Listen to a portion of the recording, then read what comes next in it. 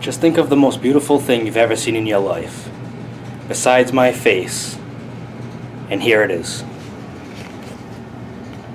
We have my new bumper for the 2019 season, custom modified by me and my boss Shabuzi.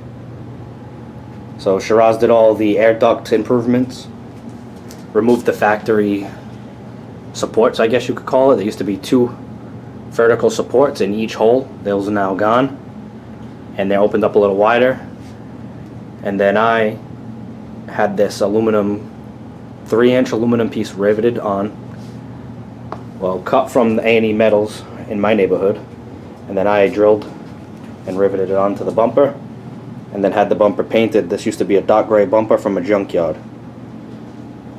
So two main things: less air getting under the car with the aluminum lip, and no more fog light holes.